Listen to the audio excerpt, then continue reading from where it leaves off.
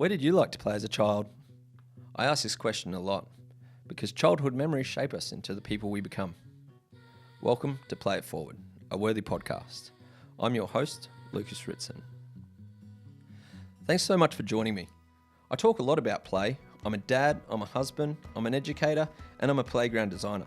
So I want to gather some of my favourite people who are advocates of children and nature and create a space to have an honest conversation about getting more kids outside. The power of play is very often underestimated, and I think we all need a little more play in our lives. So, Tim, as we ask all guests, where did you play as a child? Well, I grew up in the home counties of England, so in lots of countryside, and really the whole of the village where I grew up, the country around was my playground. I could go more or less where I pleased from the age of 8, 9, 10.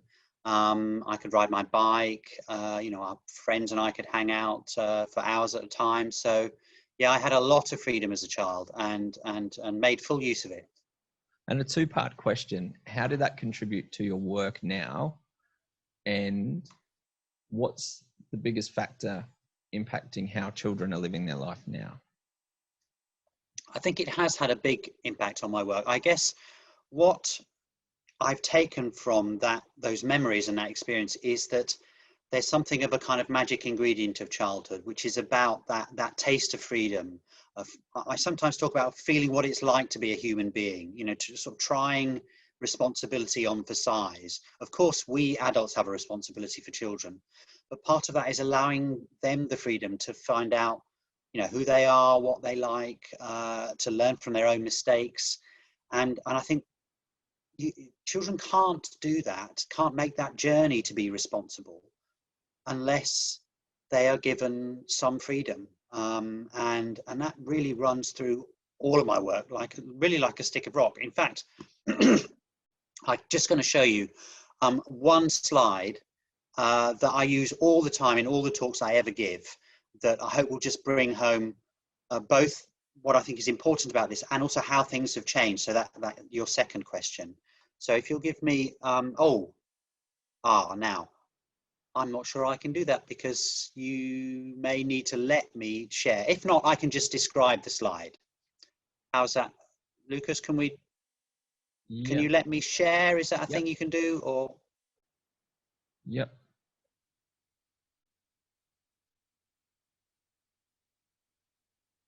Oh, not yet. Not yet, no.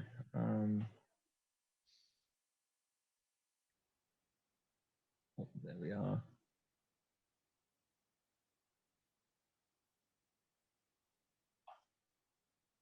The slide is worth it, I can promise you.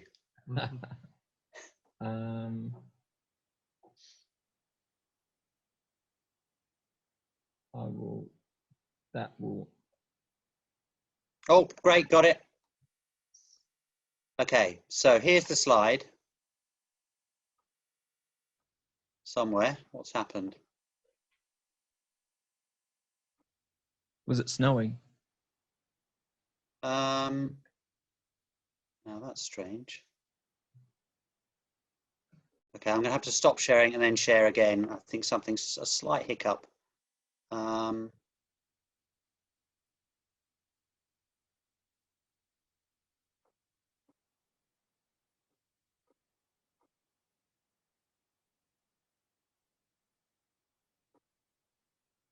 Right. Okay, here we go. So I hope that what you can see is a map. Yep. And what you're looking at is a map of what you might call the right to roam, the kind of roaming range of 4 children who are all 8 years old, but they grew up in the same city, but they're in 4 generations of the same family, okay?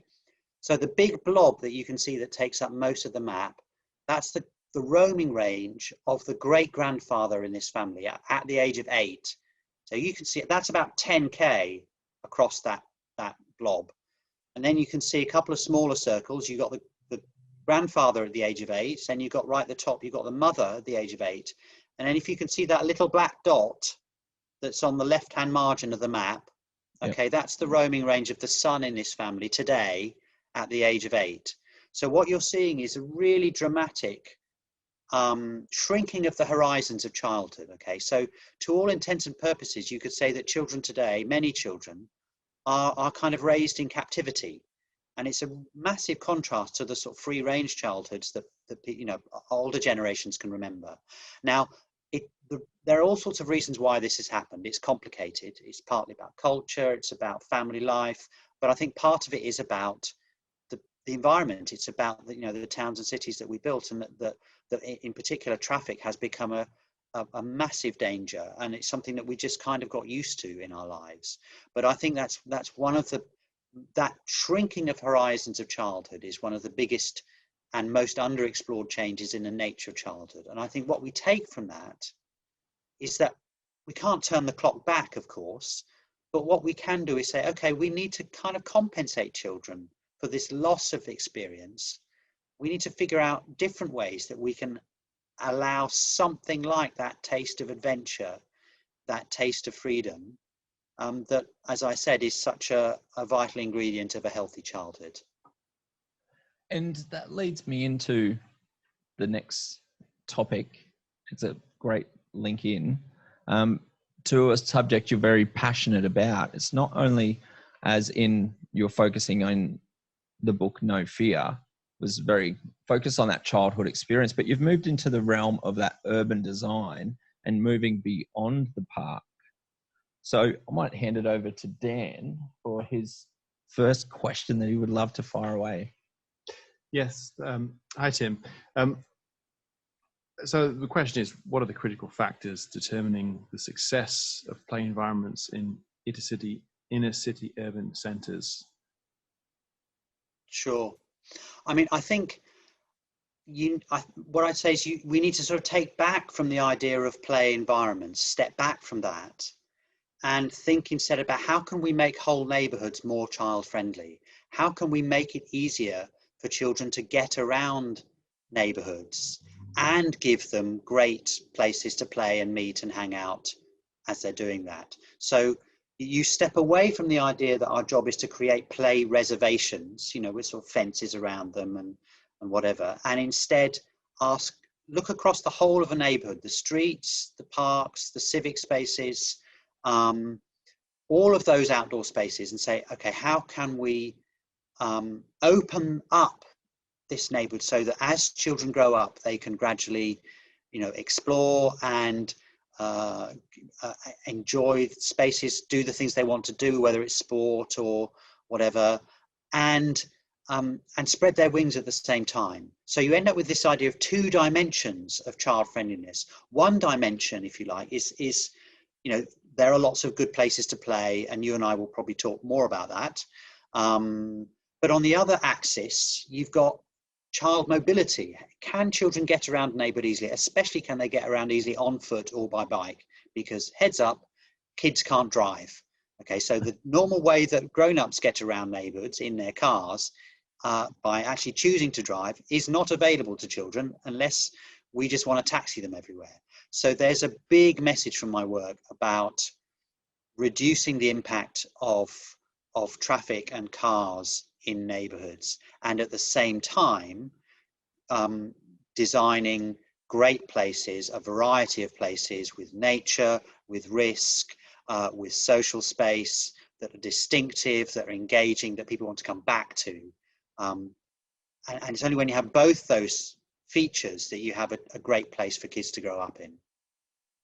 Thank you. So I suppose you're suggesting there is that potentially there's an ecology or a sort of an infrastructure of play spaces, of linkages, and it's the sort of classic urban design thing of having these green fingers or corridors.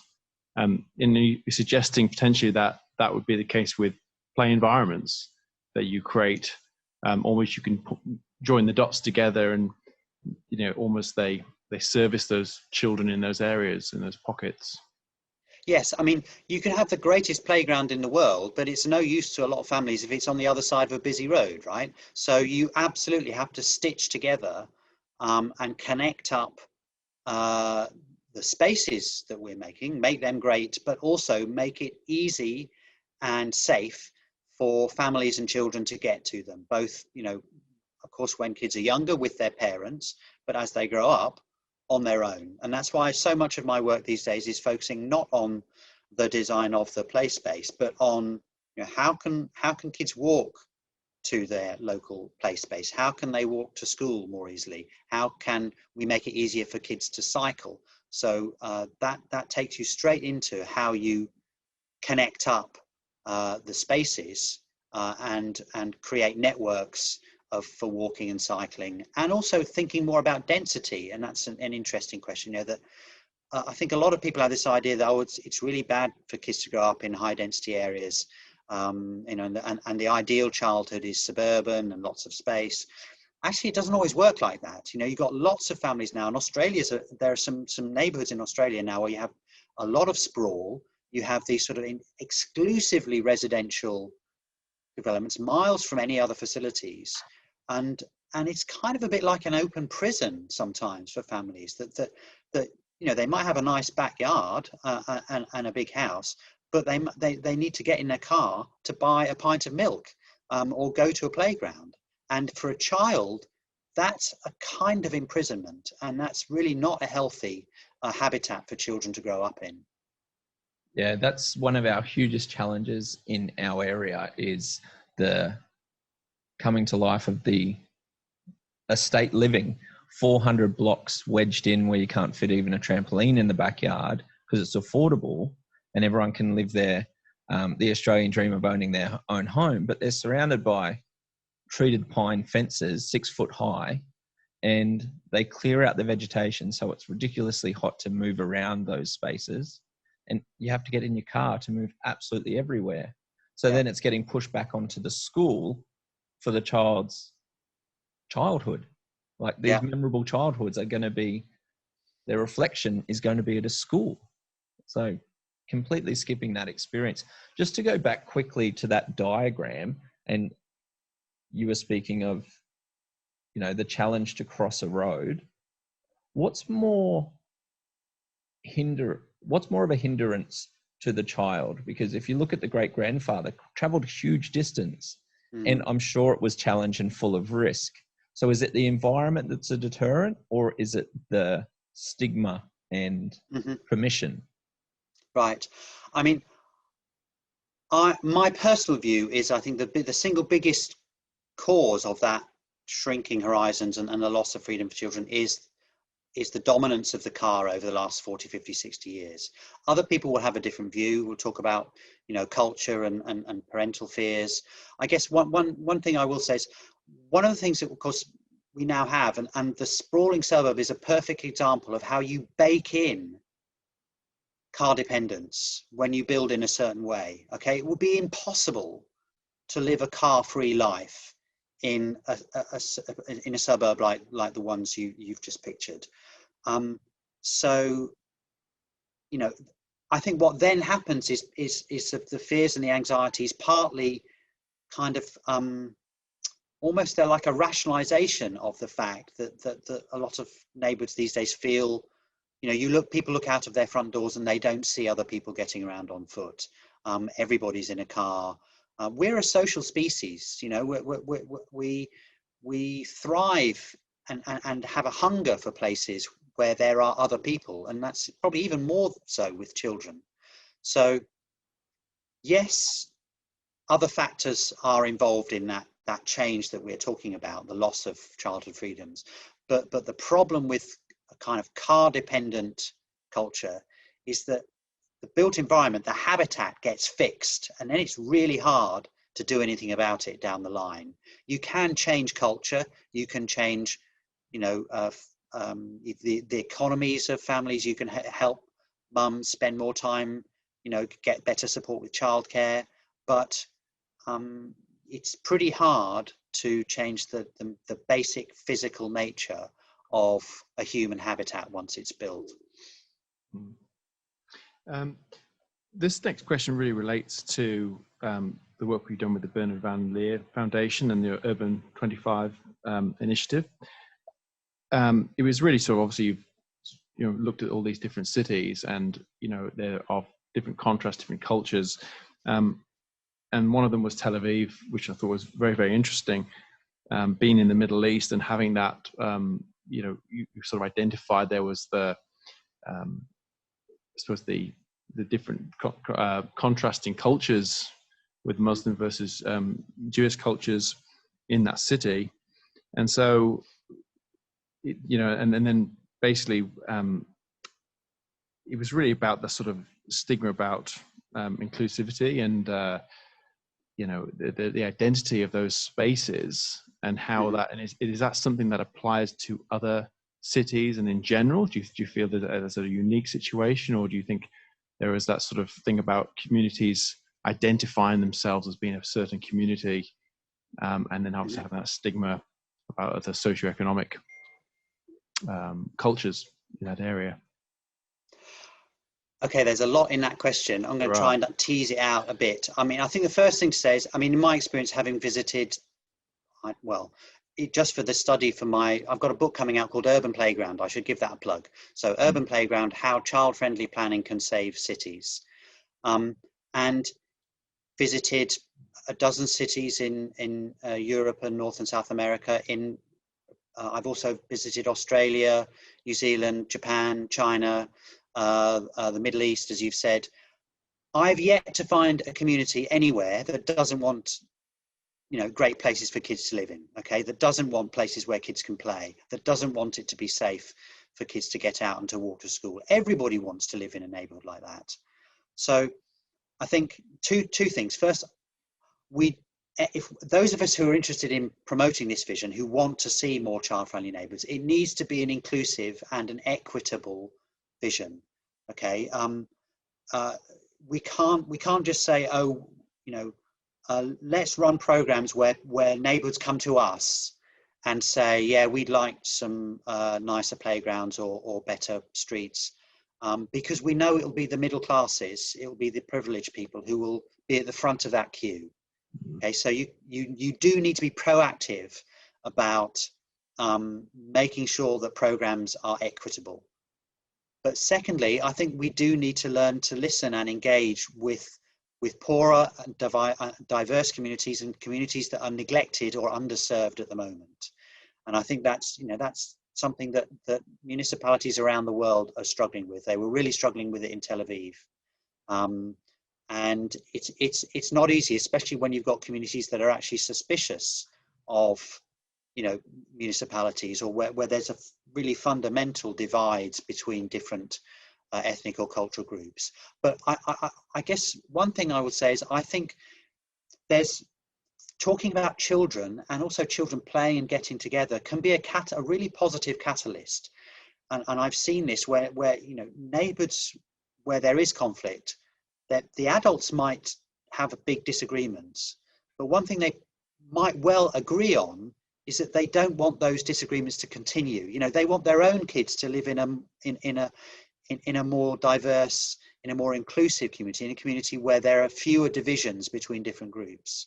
So thinking more about children, where they play, how they meet, the time that children from different cultural groups spend together, that can be a real catalyst. And actually, I'll just share with you briefly, I visited a wonderful park in the Western Parklands in Sydney, right, which as you probably know is a very diverse area with a lot of underserved communities. And it was a wonderful park designed by Fiona Robey, who you probably know, a great designer. And she said, we're forging the next generation of Australians in this place, because I visited, we looked around, there were people from all four corners of the earth, in terms of their heritage, sharing that amazing lizard park in the Western Sydney Parklands. So I think that's a positive vision for how we can, through play and thinking about children, start to get beyond some of these divisions in society. In your travels, have you seen any particular cities reach those at-risk communities well, and how did they go about it? That's a good question. I mean, I think that the work that one or two designers have done, so I've mentioned Fiona Obey in Australia. I think Dinah Bornat, who's an architect here in London, who's looking at housing developments and how to make them more inclusive. I think she's doing some good work. I think it is something where we have to put our hands up and say, we're not doing a good enough job right now. And that is part of this wider conversation about racism and about discrimination. You know, look at the you know, your typical planner or urban designer or landscape architect. You're not going to see very many black or brown faces in those professional groups. Yeah, that's changing, and that has to change before we can make real progress. But I think the good thing is the conversations are happening. They're difficult conversations. You know, those of us, basically, you know, white people who have privileged background, one of the things we have to do more is listen. You know, I don't have all the answers. You know, we need to listen more and be responsive, as well as, I think, being clear about our own vision, which I've set out, of a more inclusive and, you know, a society where everyone feels at home and everyone feels valued. yeah, and Dan and I, before the podcast, were having a conversation around how London is laid out with the urban infrastructure. Do you want to that question around the living on top? I suppose yes, it's the diversity of London when you've got I suppose in the Thatcher years when there was that real you know, mix of socioeconomic housing groups together, and it was sort of almost like it sort of say Australian commission housing in very wealthy suburbs, and having that real mix, and how that's it adds to a very unique situation that there's not many places around the world that have that that tapestry. Mm-hmm. And has that been an advantage or disadvantage for breaking down the stigma of other cultures? It's a little bit outside of my area of expertise. So, I mean, I can tell you, I know that London is unusual, certainly compared to other British cities. Neighbourhoods are more diverse, and I mean diverse in a literal sense. You know, that you have people from different communities and different socioeconomic groups living together and sharing neighbourhoods in a way that you don't see even in other British cities. That is true. You also have bigger inequality in London. You know, the richest are richer. The gap between rich and poor is bigger in London than other parts of the country. So it's complicated. I think there is more that we can do in London to make the city work better, particularly for poorer families from Black and minority ethnic groups, disadvantaged families. But actually, I think the public space in London, the parks and the play spaces, on the whole, work pretty well. And there is some research on that. An American play scholar, Megan Talarowski, did a wonderful report. Her outfit is called Studio Ludo, and she spent months visiting dozens of London playgrounds and just seeing how well they were doing and how many people come to them and the age spread and so on.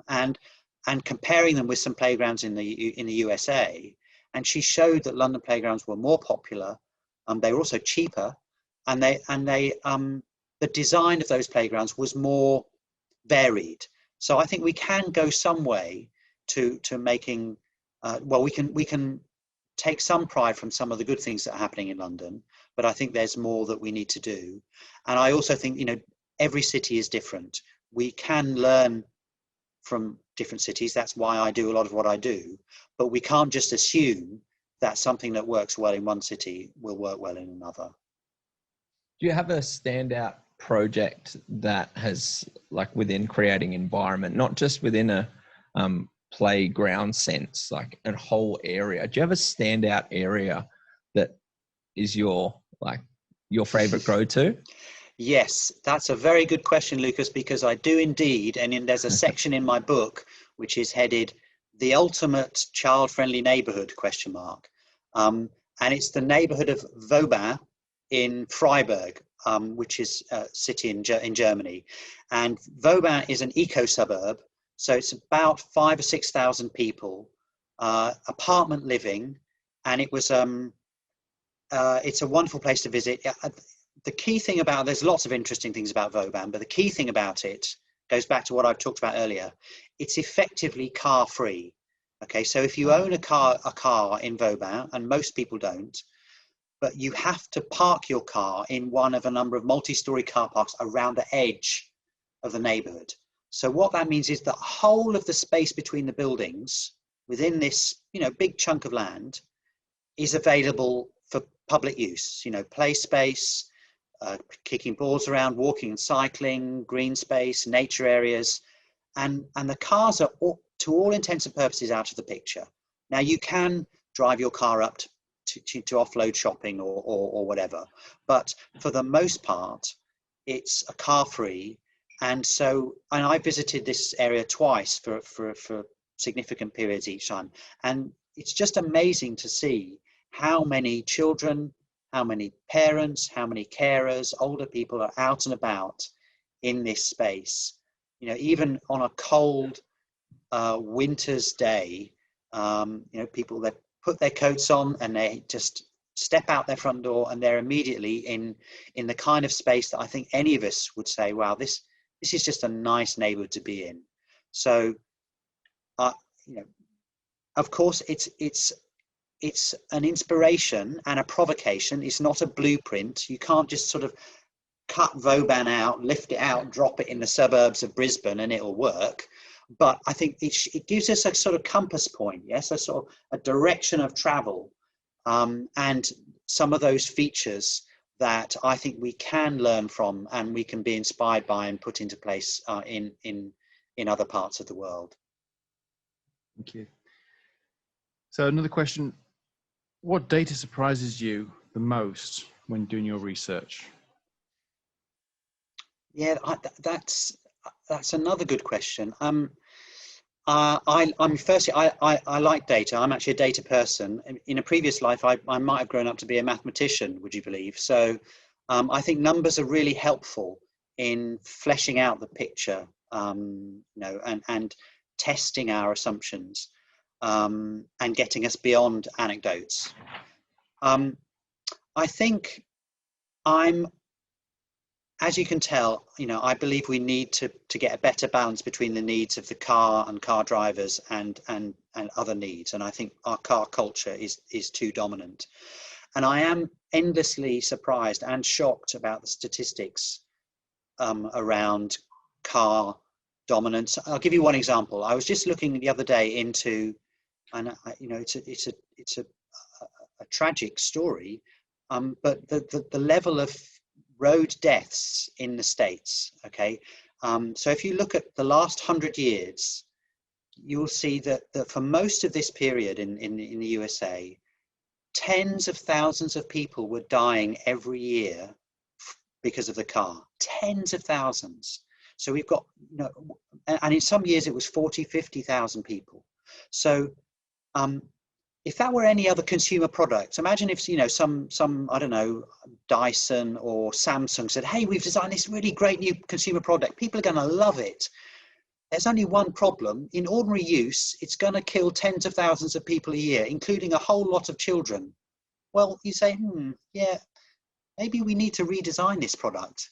But somehow, because of the attraction and the marketing and the extent to which cars have embedded themselves in our psyche, we don't think that way. I could give lots of other examples, but that was something that just I found the other day and thought, wow,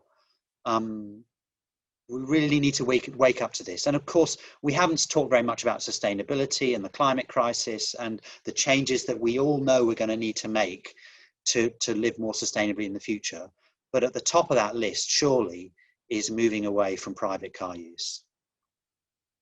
Yeah, and there's almost an irony there that the car represents freedom, whereas it's what it is it's actually counter to children's freedom and people's freedom to roam, right to roam, as you mentioned before. Absolutely. I mean, cars. The history of urban design, you could almost say, or the urban planning was a kind of dirty war between children and car drivers. Even, let's talk about playgrounds. 200 years ago, there were no playgrounds in cities. Playgrounds were invented because cars started to take over the streets in in cities. And people said, oh, this is terrible. Kids are getting run over. They're playing in the street. They're getting run. We need to create places where kids can play safely. Answer, the playground. It's you're absolutely right that for children, the growth of the car has by and large represented a form of imprisonment and a loss of freedom. Of course, it's different for adults, and I know there are some good things about having cars. And by the way, I own a car myself. That's a reflection of the extent to which the car culture is baked into the neighbourhoods where we live. Right now, it will be difficult for me and my family to do some of the things that we need to do without a car. But I am absolutely signed up to a future where we are less car dependent and where the car is less dominant in our lives than it is now. Thank you.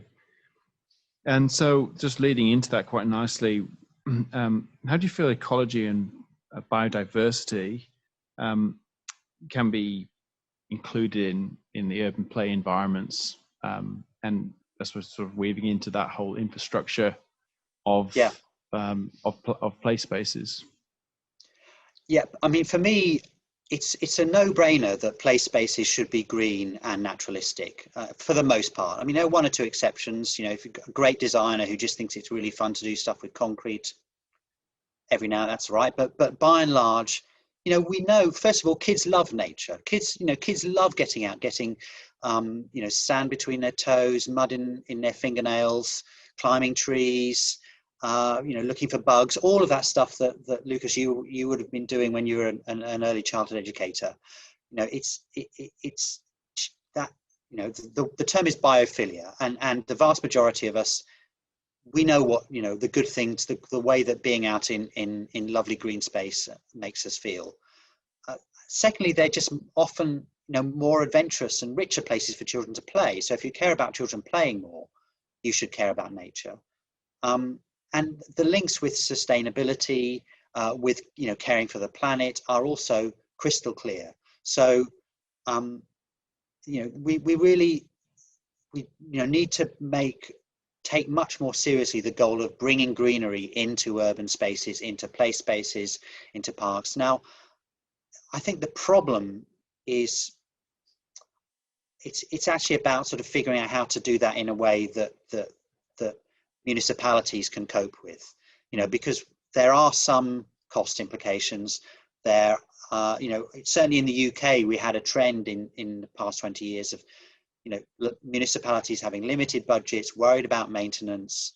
But actually, I think if we can figure out ways to properly celebrate and to kind of monetize and value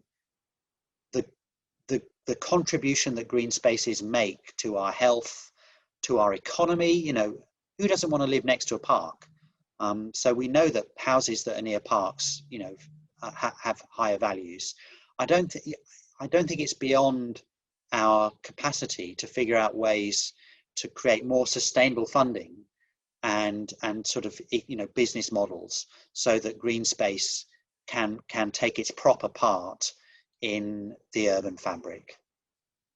And I love in London is you can just walk around a corner and there'll be a pocket of a little green space. And visiting Kat Prisk, who's on the board for Outdoor Classroom Day in Hackney. I'm sure you're friends. We are friends, yeah. She gave me the tour of the Hackney playgrounds while I was there with my children. So, but it was amazing to hear that London actually is like the national park city compared to the density of living and compared to the green space. But what throws everything out is the ratio of people versus the actual time spent in nature in these spaces. People want to be a part of it. People want to live in it. But as actually children getting out and having prolonged amount of time in nature is still a problem. So how do you overcome that? The green space is available, but I know compared to America, as you mentioned earlier, they still have a higher ratio, but how can we still increase that? I think I mean, the short answer is people like us need to lobby for politicians to place that as a higher priority.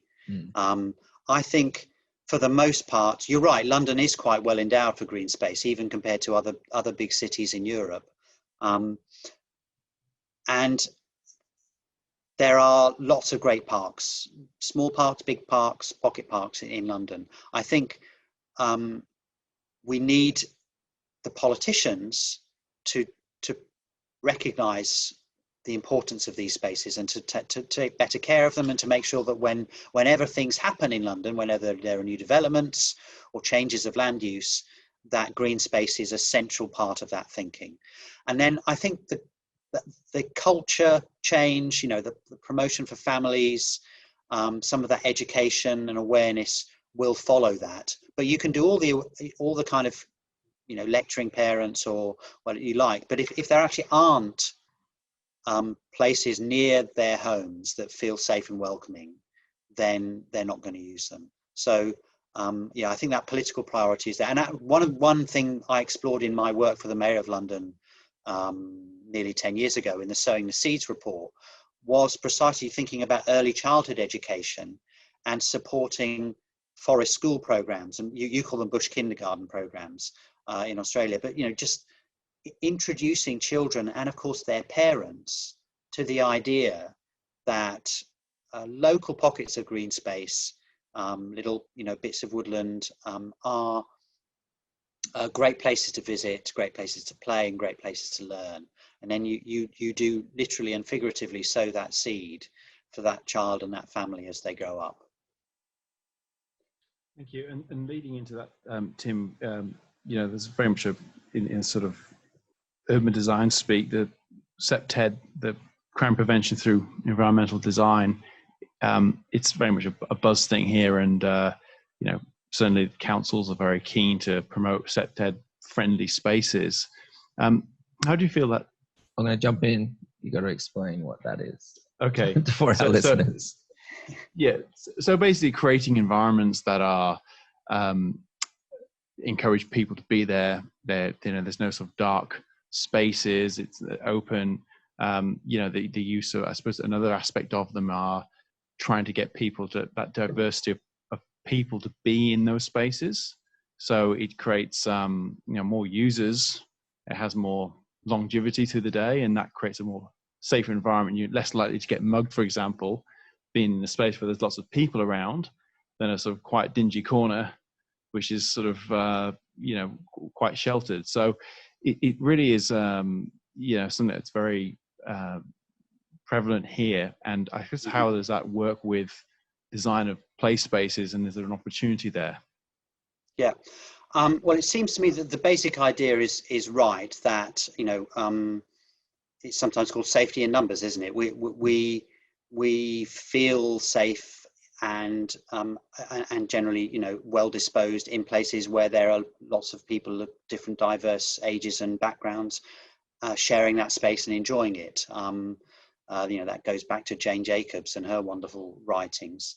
I think in the UK we have a program which is called Secured by Design, which I think is similar to the I'm guessing anyway, that I'm not familiar with the details of the design guidance you're talking about, and at a basic level it makes sense. I think there are some tensions and some problems when it comes to some of the detail in that, and it actually goes to the question of risk, and it's a really interesting topic. So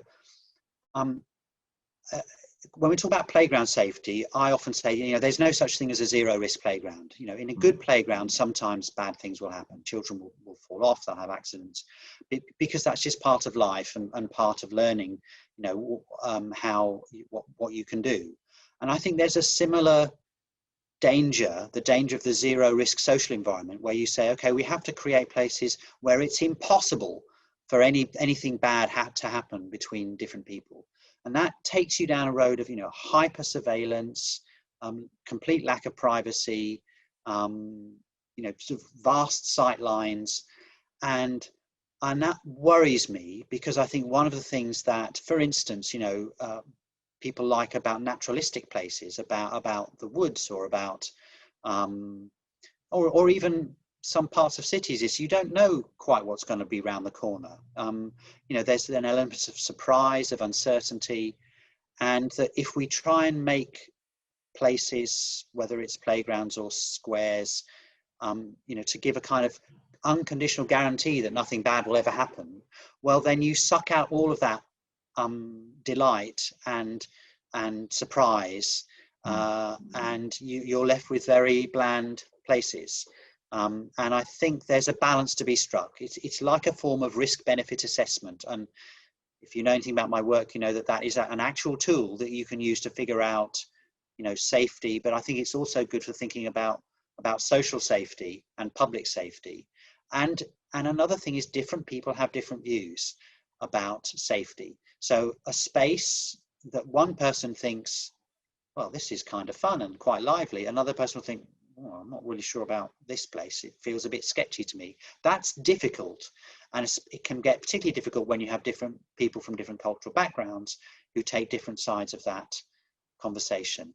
I think we need to be honest, firstly, about the impossibility of the zero risk space.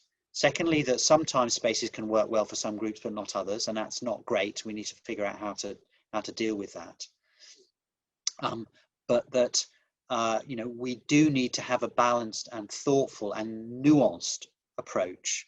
And as I say, some of the guidance that we have in the UK, I think, pushes us too far in that risk-averse direction, and away from some design features that we know large numbers of people really enjoy. And if you give the anxious and vocal person, a kind of veto, where one person complains to the council and says, "Oh, that's dangerous there," or that feature's causing real problems, then that can be a real barrier to creating lively, stimulating places.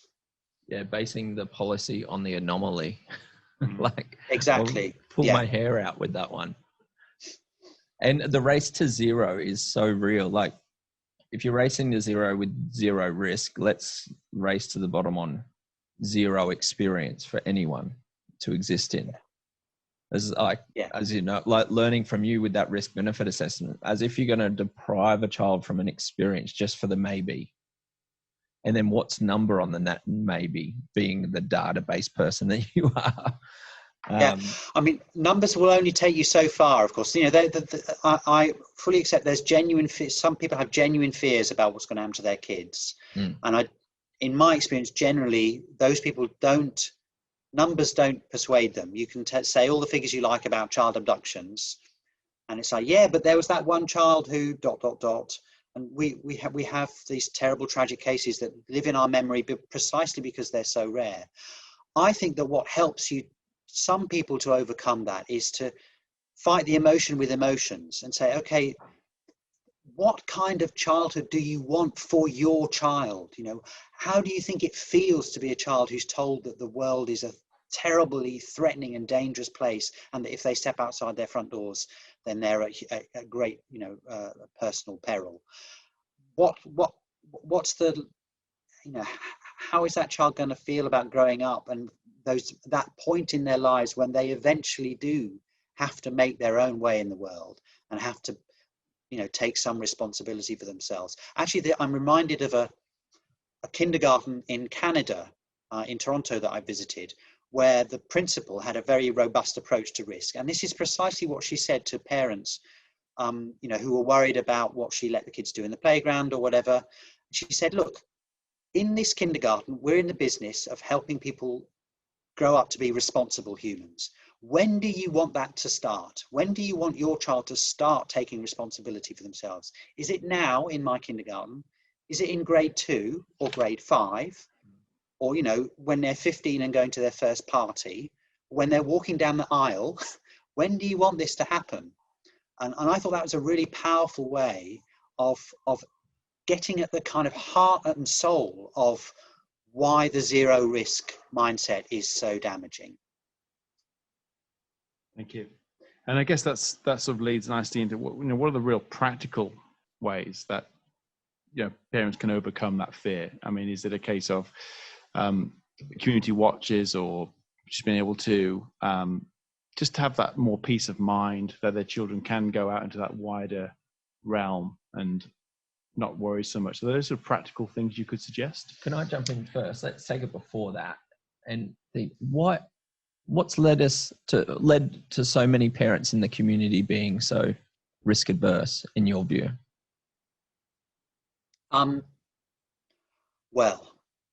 It's complicated. It is I think some of it does go back to the physical habitats we've created that reinforce a kind of individually atomized, lifestyle. I think there's partly what sociologists call the risk society. So, this sort of shift in the post-war years, maybe in the sort of 60s and 70s especially, where with a heightened focus on the bad things that would happen, and that there's a social imperative to eliminate risk wherever you look, which is like a good idea taken too far, you could say. I think there are just basic things about how parents, both mums and dads, are working longer hours these days than they were 10 or 20 years ago, so that raises questions about who is at home or who's around to look after kids or watch over them. There's the growth of technology, which of course is massively reinforces the sort of indoor childhood, whatever your views are on the merits of social media and the digital world. It's pretty clear, when I think back to my childhood and the screen options that were available to me aged 8, well, it was 2 hours of kids TV on 3 channels, 5 days and 1 morning a week. So all of that feeds into the mix. But I think the good news is that growing numbers of people, parents, educators, politicians, commentators, journalists, are recognizing that we need to take action to open up the horizons of childhood. And so to come back to your question about what we can do about it, I think, I'm not a parenting expert. I don't think it's my job to tell individual parents how to run their lives, but I do want to fly the flag for, a more free range childhood. And I also want to encourage parental solidarity and say, there are lots of parents right now who are concerned about where their kids can play and the freedom their kids can have. And there are practical things that parents can do at a very, very micro level, just finding allies and supportive friends. You can meet down the park together, or you can set up outdoor play dates or whatever. The next step up, I think, is local community action. In the UK, we have a wonderful program called Play Streets, and I know they're coming to Australia as well. And this is the idea of groups of residents in a street coming together to organise with the municipality, with the council, to just close the street to traffic for a couple of hours, maybe once a week, maybe even just once a month. And simply so that families can come out and enjoy the street space. And there's actually, that's now quite a well-oiled, community-led model here in the UK. There are hundreds of play streets running up and down the country. So, there's like a ladder of engagement. I think that the parent or the resident or the local activist can take to start to make a positive difference in their family and in their community. And I'm going to jump in with this, take this opportunity to ask a personal advice question. I'm involved with a startup non-for-profit, and we'll be heading into at-risk communities to activate play in the form of adventure play, loose parts, mobile pods, and try to get that the children's voice back into the community. So what bit of advice would you give to me to keep in mind as we do that? I think going back to what we said earlier, listening, really actually making sure there's space for dialogue, and that you might need to be prepared to change some of your thinking. You'd also, I'm guessing, want to perhaps change some of the thinking on the other side. And I think experiment and be prepared to get it wrong. I mean, that's what kids do when they play, right? The worst thing a child can say is, I'm bored, that's a terrible circumstance, and children actively seek out uncertainty and the new and the different and are prepared to experiment. And I think we need to take out a leaf out of children's books in our own work and be prepared to get a little bit out of our comfort zones, but also to have the humility and the sort of reflection to say, oh, maybe that didn't work, and we'll try it differently next time. I think those are the two things I would say: listen and experiment. Yeah, thank you so much. And to extend on something you said there about demonstrating how children play, is like we're constantly asking children and trying to be like, oh, children need to be resilient, and we're going to teach them how to be resilient. But we try to change our habits, and we try one time and it doesn't work and we quit. Yeah. So and I mean, it's a really, we live in a world now where a single mistake, if it's sort of cut out and shared on a social media, and it's 3 seconds of somebody doing something wrong, it can feel like that's then if it can be a very frightening experience that we so I think there's a sense in which it is harder now for us to say, we're just going to try and see what happens. But I think that is absolutely crucial. And I'm also thinking, as I say that, actually kids don't have any problems with this. I mean, I don't know if you've spent any time looking at like skateboarding videos. I used to be a skateboarder for my sins, when I was sort of, what was it, 10, 11, 12, it was a big part of my life so this was the 70s skateboarding craze. And so it still brings a smile to my mouth when I see, I don't know what they're called, but I think of them as sort of fails, the blooper videos of kids practicing the same trick over and over again and failing over and over again. And so kids don't have a problem with failure, I think, and learning from our mistakes. And we really need to get more into the habit of saying that as adults, because it's the obverse of the zero risk thing. If the only thing you ever try is something that you know you're 100% guaranteed to succeed, well, you'll probably never try anything new, because that experimentation, a flexible, adaptive. What is it that defines the human species more than anything else? It's our adaptivity. It's the fact that we are more able to figure out how to survive and thrive in different types of environments than any other species on the planet. That adaptivity, you can trace it straight back to children's play. The young of our species are nature's most efficient learning machines, and most of what children learn, they learn from their own efforts and their own mistakes. And we really need to be celebrating that ability to learn and adapt right the way through our lives. Great. So great. Yeah. I might lift your mouth up from that quote. Dan? It was really a question. Obviously, you come across a lot of designers, architects, landscape architects, creating work, and in your time. Do you have any tips or feedback or guidance that you think you could give for someone, for example, running out with a brief to design a new play environment in a suburban satellite area? Would you have any feedback you could give? Well, goes to what I just said, really. I think when it comes to play design, still the norm is not good enough. We're still producing around the world far too many boring, flat, sterile, formulaic spaces. So I really invite designers to try and stretch the brief with clients and get clients, but crucially get clients to lift their sights about what's possible, and